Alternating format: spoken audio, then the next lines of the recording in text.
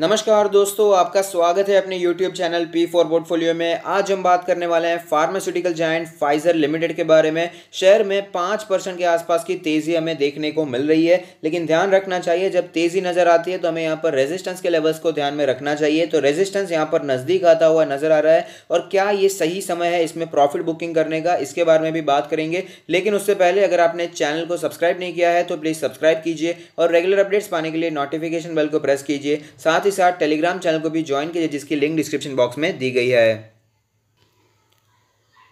तो आप देख सकते हैं फाइजर का लास्ट ट्रेडेड प्राइस है 4,823 रुपीज़, जो कि 4.78% ऊपर दिखाई दिया है। मार्केट कैप है 22,000 करोड़ के आसपास की। पी रेशियो 42.37 है। इंडस्ट्री का पी है 36.49। प्राइस टू बुक रेशियो है 6.5।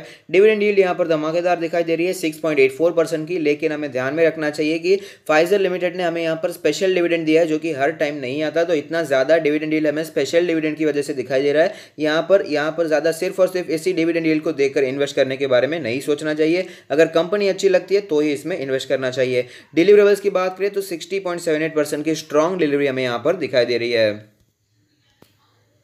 तो आप देख सकते हैं कि हम लोग चार्ट्स पर आ चुके हैं, जहां पर हमें पता चलता है कि फाइजर लिमिटेड ने सपोर्ट लिया था 3,500 के आसपास के लेवल पर, जब मार्केट में भयंकर गिरावट बनी हुई थी। लेकिन उसके बाद हमें अच्छी तेजी भी देखने को मिली। सारे नए लेवल्स हमें यहाँ पर फेस होते हुए नजर आ रहे थे। 5,000 के भी ऊपर स्टॉक निकल चुका था, लेकिन उसके बाद तुरंत हमें यहाँ पर गिरावट भी देखने को मिली थी। और हमने यहाँ पर आपको रेकमेंड भी किया था 4,000 के आसपास आप बाइंग के बारे में सोच सकते हैं। और आप देख सकते हैं हमें अच्छा खासा यहाँ पर मुनाफा भी हो रहा है। करंट सिचुएशन के बारे में बात करें तो सारे मूविंग एवरेज के ऊपर फिलहाल हमें ट्रेड करता हुआ नजर आ रहा है। इंडिकेटर्स के बारे में बात करें तो मनी फ्लो इंडेक्स का नंबर कैलकुलेट होकर आता है 77.54, यानी कि ये ओवरबॉट सिचुएशन हमें यहाँ पर दिखाई दे रही है। आप देख सकते हैं काफी समय से स्ट्रेंथ हमें यहाँ पर दिखाई देती है। आरएसआई के बारे में बात करें तो आरएसआई का नंबर कैलकुलेट होकर आता है 73.41। आप देख पाएंगे यहाँ पर भी अच्छी खासी स्ट्रेंथ हमें डेमोन्स्ट्रेट होती हुई नजर आती है।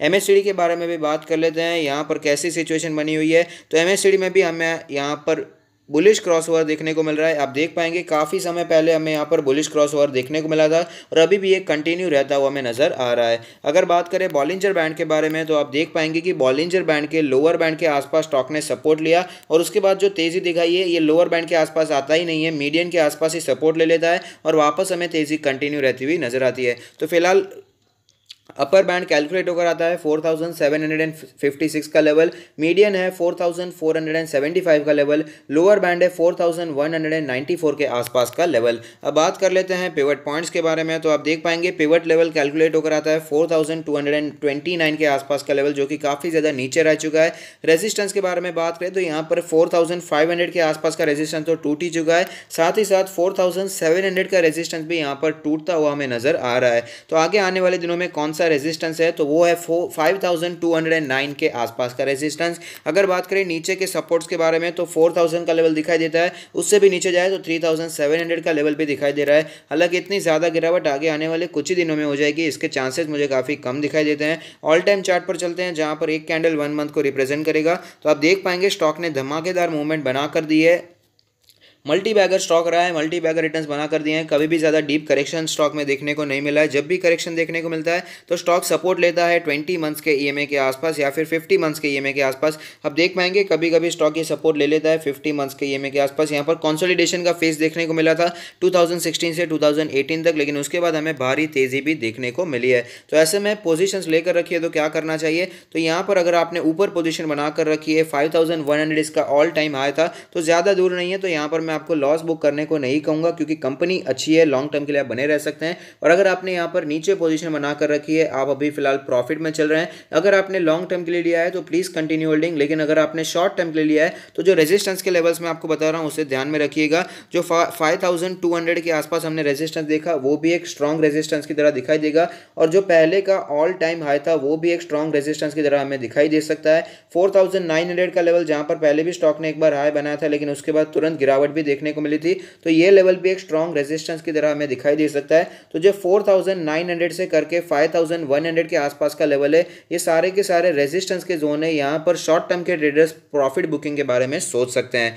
और अगर आपने लॉन्ग टर्म के लिए लिया है तो प्लीज़ कंटिन्यू कीजिए, कोई प्रॉब्लम नहीं है। लेकिन अगर आपने बहुत ही ज़्यादा इन्वेस्टेड कर दिया है, आप हेवीली इन्वेस्टेड हैं फाइजर में, तो यहाँ पर पार्शियली प्रॉफिट बुकिंग करना सही होगा। अगर आप बहुत ही ज़्यादा इन्वेस्टेड ऑलरेडी हो चुके हैं फाइजर में और प्रॉफिट में भी है, तो यहाँ पर जो रेजिस्टेंस के लेवल्स मैंने बताया वहाँ पर आप पार्शियली प्रॉफिट बुकिंग के बारे में सोच सकते हैं। फ्रेश बाइंग के बारे में बात करें तो यहाँ पर हमने फ्रेश बाइंग आपको रेकमेंड की थी 4200 पे पहले बार रेकमेंड किया था, उसके बाद 4000 तक रेकमेंड किया। ज़्यादा स्टॉक उसके बाद नीचे नहीं गया था और स्टॉक ने उसी लेवल के आसपास कंसोलिडेशन दिखाया, सपोर्ट दिखाया और स्टॉक में वापस हमें तेज़ी यहाँ पर बरकरार रहती हुई नजर आ रही है। तकरीबन 20% के आसपास का हमें प्रॉफिट भी हो रहा है। तो यहाँ पर फ्रेश बाइंग की बात करें तो फिलहाल तो फ्रेश बाइंग के लेवल्स निकल चुके हैं, लेकिन लेवल्स फिर से मैं आपको बता सकता हूँ कौन से लेवल पर आएगा अगर स्टॉक, तो आप वहाँ पर बाय कर सकते हैं। तो आप देख सकते हैं फिलहाल स्टॉक का जो ट्रेंड चल रहा है 20 डेज के EMA के आसपास ही स्टॉक सपोर्ट लेता है और वापस हमें तेजी कंटिन्यू रहती हुई नजर आती है। तो अगर आप यहां पर एग्रेसिव इन्वेस्टर हैं, एक्टिव इन्वेस्टर हैं, तो स्टॉक आपको कहीं पर भी 4400 से करके 4500 के आसपास दिखाई देता है, तो वहां पर आप लॉन्ग टर्म के लिए बाइंग कर सकते हैं क्योंकि स्टॉक अच्छा है। अगर आप यहां पर वेट करना चाहते हैं, कंजर्वेटिव इन्वेस्टर हैं, पेशेंट इन्वेस्टर हैं, तो यहां पर हमने देखा 200 डेज का EMA स्ट्रॉन्ग सपोर्ट की तरह दिखाई दिया था और उसके बाद ही हमें तेजी भी दिखाई दी थी। तो यहां पर फिलहाल 200 डेज का EMA कैलकुलेट होकर आता है 4100 के आसपास का लेवल। तो अगर आपको स्टॉक कहीं पर भी 4100 से 4200 के आसपास दिखाई देता है, तो वहां पर लॉन्ग टर्म के लिए कंजर्वेटिव इन्वेस्टर ही इन्वेस्ट करने के बारे में सोच सकते हैं। अच्छी कंपनी ऐसे पोर्टफोलियो में जगह दी जा सकती है। साथ ही साथ अगर आप अपना पोर्टफोलियो हमसे रिव्यू करवाना चाहते हैं तो उसका लिंक भी हमने डिस्क्रिप्शन बॉक्स में दे दिया है। तो अगर आपको ये वीडियो पसंद आता है तो लाइक कीजिए, शेयर कीजिए, कमेंट कीजिए, सब्सक्राइब कीजिए और मुझे मोटिवेट कीजिए। Thank you, stay happy, happy investing.